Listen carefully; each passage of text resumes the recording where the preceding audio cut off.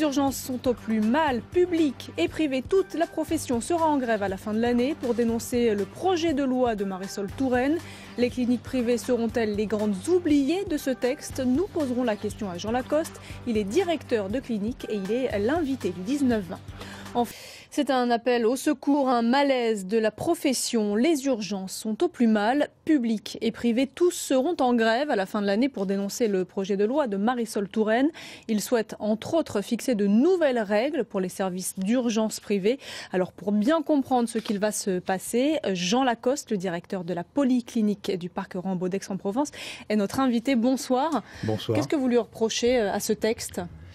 Eh bien, ce qu'on lui reproche, c'est que c'est un texte qui va créer une rupture profonde d'égalité entre les urgences hospitalières publiques et les urgences hospitalières privées. Alors pourquoi? Expliquez-nous pourquoi. Alors, actuellement, si vous passez les portes des urgences de la polyclinique au parc Rambaud, à Aix-en-Provence, avec votre enfant qui a une crise d'appendicite, par exemple, eh bien, il va être pris en charge du début jusqu'à sa sortie, sans avoir du tout de dépassement d'honoraires. C'est la règle pour tout le monde, privé comme public. Alors, dans une des dispositions du futur projet de loi de santé, eh bien, il est stipulé que si il y a des dépassements d'honoraires qui sont pratiqués dans un établissement privé qui a une autorisation de réception des urgences, eh bien, on se verra retirer le service des urgences. Donc, très bien. Voilà. Donc, pour bien comprendre comment fonctionne un service d'urgence, une de nos équipes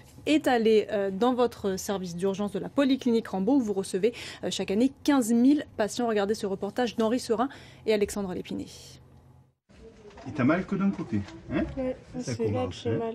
Ce petit garçon de 13 ans souffre de douleurs ventrales suspectes. Il est aussitôt pris en charge par l'équipe médicale du service d'urgence.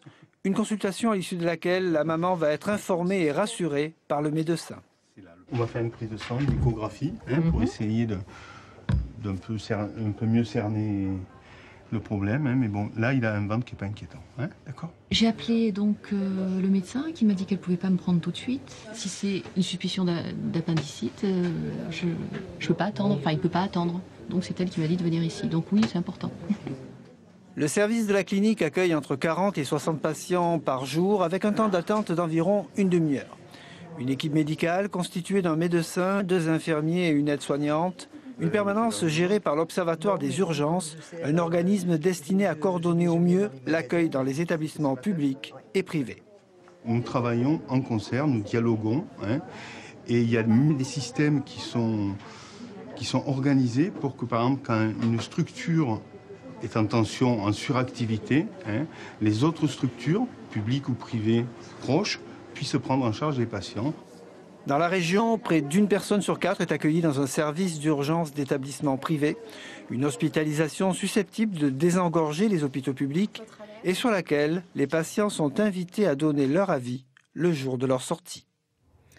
Jean Lacoste, quand on regarde ce reportage, on a l'impression qu'il n'y a pas de différence entre un service des urgences privé et public. Alors, si cette loi passe, qu'est-ce que ça va changer pour votre clinique privée, par exemple? Alors, je voudrais tout d'abord préciser effectivement qu'il n'y a pas de différence, que la coordination, comme l'a exprimé le médecin qui vous a reçu tout à l'heure, est parfaite au sein de la région, à travers des organismes d'Oruc-PACA. Donc, il y a une excellente coordination entre le public et le privé. Et ça, c'est assez remarquable. Il faut le conserver. C'est très précieux, cela. Mais ce texte, qu'est-ce qu'il va changer pour vous? Qu'est-ce que vous craignez exactement? La deuxième, je souhaiterais quand même préciser que cette disposition concernant ces dépassements d'honoraires qui seraient pratiqués dans les cliniques privées et qui retireraient l'autorisation d'urgence par ailleurs donc à ces mêmes établissements, cette disposition ne va pas s'appliquer à l'hôpital public où des dépassements d'honoraires aussi réalisés. Alors, est-ce que ça veut dire que ce texte veut tuer, entre guillemets, le secteur privé? Alors, écoutez, je ne sais pas, mais en tout cas, nous, ça nous inquiète énormément parce que on risque de se voir amputé d'une partie de notre activité et ça bouleverse totalement notre projet d'établissement et notre projet médical. Des grands établissements comme le parc Rambaud fonctionnent avec une offre de soins très proche de celle de l'hôpital public, où on accueille tout le monde, on reçoit 25% de patients précaires, c'est-à-dire CMU, AME. Donc c'est quelque chose qui est effectivement extrêmement inquiétant. Alors, vous serez en grève à partir du 24 décembre. Que ferez-vous si vous n'obtenez pas gain de cause et si la loi est adoptée?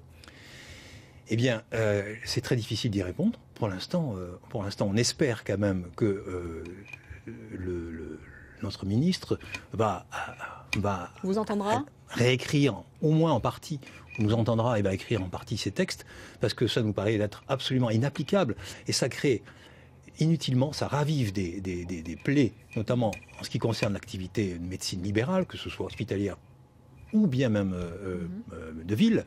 Inutile, on rallume une guerre inutile privée-publique. Alors, au contraire, je crois que le point fort de notre système de santé qui est reconnu à l'étranger, c'est cette fameuse mixité. Vous avez deux piliers, un pilier privé, un pilier public qui fonctionne, et on doit tirer le meilleur de ces deux et les faire fonctionner ensemble. Merci. Voilà. Merci beaucoup. Il y aura beaucoup de choses à dire. Merci Jean Lacoste d'avoir répondu à nos questions sur ce projet de loi de Marisol Touraine dont le texte sera discuté en janvier au Parlement.